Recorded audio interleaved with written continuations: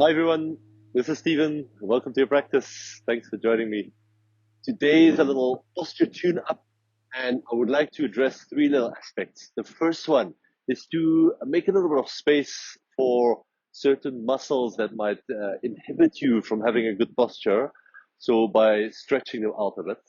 That's the first thing we'll do. The second thing we'll do is to strengthen a couple of key muscles in the body to also again help you have a better posture.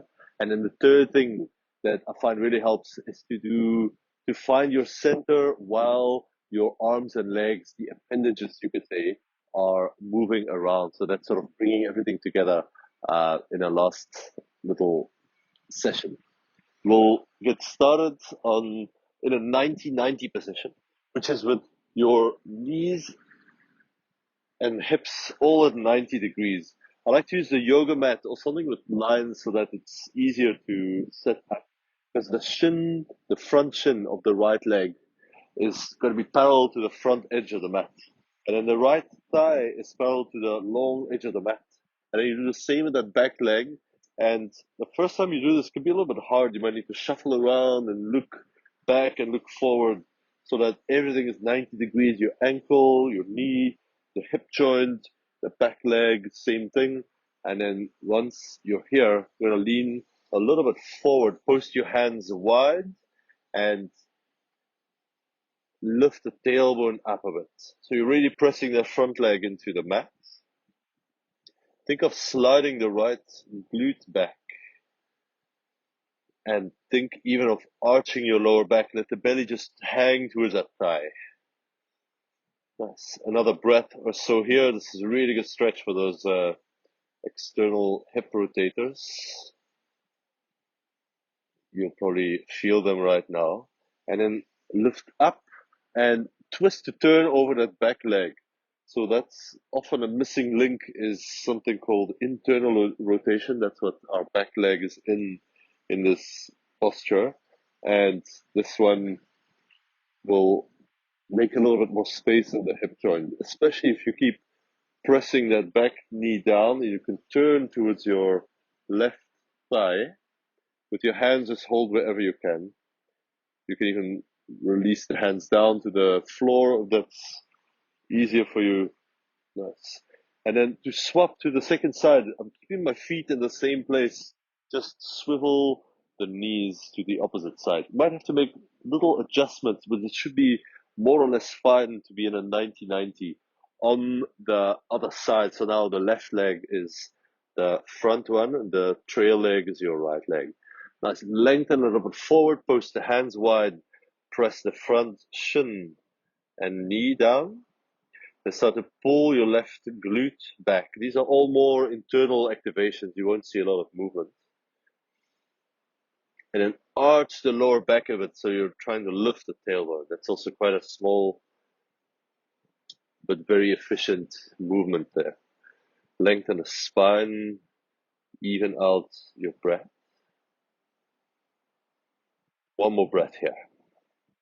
Good. And then lift up, twist to turn over that back leg, your right leg. Hold on with the hands or rest the hands on the floor. And then glue your right knee, your right leg down to the mat. And you should feel kind of a deep internal stretch inside that hip joint. That's the internal rotation again. Good. And a couple of times, swivel side to side, windscreen wipe. This is really good to create some space around the hips. Nice. Then come to lie on your right side. You can just rest your head in the hands.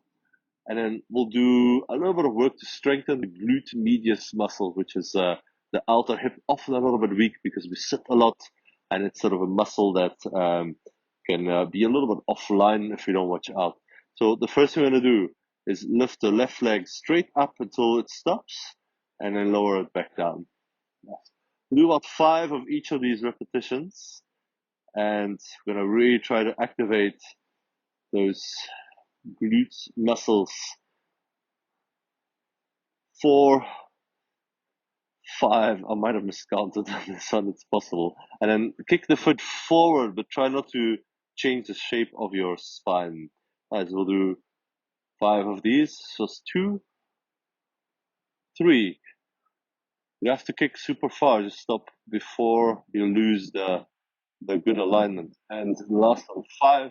Now we'll kick back. Just watch out your back doesn't go into a massive back bend. Keep your spine a little bit steady. Even if you don't go back all that much with that leg, it's okay. So kicking the leg back is 3. Try to engage your glute when you go back. 4. And last one, 5. Nice. Now we're going to circle forward and up and then back and then back to start. That's one circle. We'll do 5. This is number 2. Keep the legs straight. 3.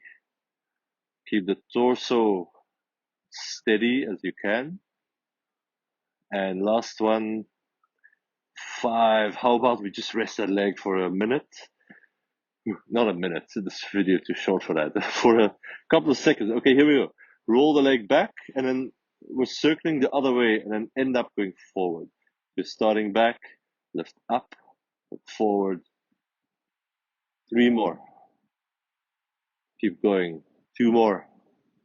Last one. Oh, last 2, no?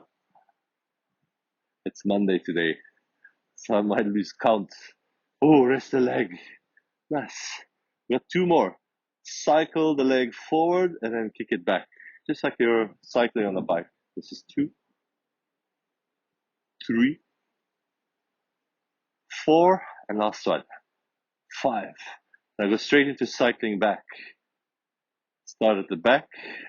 It's a bit of a weird bicycle if you're used to cycling normally. And then 2 more. Cycle and cycle. Ooh, feel that left glute. It's amazing. I'm going to turn to the other side. You can swap as well, lie on your left side. Rest the head in the hands, and we'll get ready for the second side. Right leg lifts up and down, straight to the side. 3, 2, keep your center steady. 1, nice, we're kicking forward. 2, try not to round your back. 3, you can support yourself with your right hand in front. 4 and 5. Now we're kicking back. Don't go too far, otherwise you'll lose the shape in your spine. That's 2. Find those glutes, the actions that they are responsible for. 4 and 5. Nice. We're circling. Go forward, go up, go a little bit back, return to the center. Just 5 like that. Circle around. 2 more.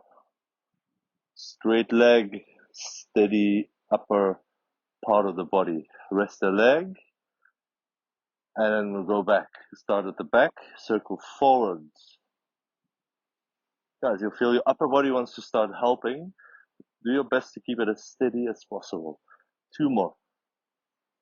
Can you feel your glutes? In case you didn't know where they are, that's it. Now you know. Good, we've done our circles. Now we'll start cycling. 5 of these, just forward, like a normal bike. 2, 3, 4, and last one. 5, and then go straight into cycling backwards. 1, 2, 3, 4, and last 5. Well done. Lie down on your back. Now we'll put it all together into steady core with moving limbs. This movement is called the dead bug in the functional movement circles. Align your knees above your hips. Have your shins parallel to the mat. Lift your arms up. This is where the dead bug comes in. Okay, then start to straighten your right leg away from you. As you do that, lift the left arm overhead. Just check that nothing else has shifted. And then bring the knees together and the arms go straight up. Now left leg, right arm. I know it's a bit of brain gym. So if you're confused, I would think that's really normal. Come back to center, right leg, left arm. Squeeze around your core. Not a crazy amount, but just to keep it steady, like a solid cylinder. I'm keeping going while I talk a little bit more to point out some finer details and just give yourself some time to practice this. It takes a little bit of practicing to get the hang of this, especially to keep the wrist quite steady as some parts are moving. And then the whole point is we keep our center in a good placement as the arms and legs do, or whatever they have to actually. So the movement is not the most important, it's just there to challenge you, keep your core active. One more on the right, one more on the left. Good. Slowly release, come up to sitting or however you want to finish.